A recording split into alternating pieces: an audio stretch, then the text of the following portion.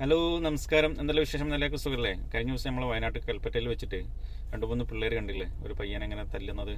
ഇഷ്ടംപോലെ അങ്ങനെയുള്ള സംഭവങ്ങൾ ഉണ്ടാകുന്നുണ്ട്. നമ്മൾ കണ്ണു മുന്നിൽ എത്തുന്നത് ഇതേപോലുള്ള ഏതെങ്കിലുമൊക്കെ വരുമ്പോഴാണ്. അപ്പോൾ നമ്മളെ രക്ഷിതാക്കൾ മക്കളെ എന്താ പറയുക, ഇതേപോലെ വളർത്തിക്കൊണ്ടുവരുന്നത് ഇതേപോലെ ഒരു സ്റ്റേജിൽ ഇങ്ങനെയുള്ള കാര്യങ്ങൾ കാണാനോ കേൾക്കാനോ ഉള്ളൊരു ഇത് ആവാതിരിക്കട്ടെ.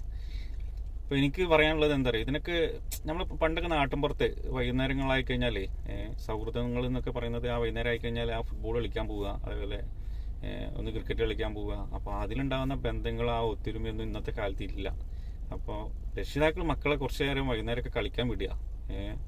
പിള്ളേർ പരസ്പരം അങ്ങോട്ടും ഇങ്ങോട്ടൊക്കെ ഈ ബന്ധങ്ങൾ ഉണ്ടാവട്ടെ. നമ്മൾ അതേപോലെ നാട്ടിൻപുറത്തുള്ള ക്ലബ്ബുകൾക്കൊക്കെ ഒന്ന് സപ്പോർട്ട് ചെയ്യുക, നമ്മളെ ഗവൺമെൻറ്റും. അല്ലെങ്കിൽ നമ്മുടെ നാട്ടിലൊക്കെ ഇപ്പോഴും ഒരു ക്ലബിന് ഒരു 3 സെൻറ്റ് സ്ഥലമല്ല, പഞ്ചായത്ത് ഒരു 3 സെൻറ്റ് സ്ഥലമൊക്കെ കൊടുത്ത് ക്ലബിന് അങ്ങനെയൊക്കെ സപ്പോർട്ട് ചെയ്ത് മക്കളെ ഇന്നത്തെ ഈ ലഹരിയിൽ നിന്നും അതിൽ നിന്നൊക്കെ ഒന്ന് രക്ഷിച്ച് കൊണ്ടുവരാൻ പറ്റുക. നമ്മളൊക്കെ തന്നെ അങ്ങോട്ടും ഇങ്ങോട്ടും സഹകരിച്ച് കഴിഞ്ഞാലേ നടക്കുള്ളൂ.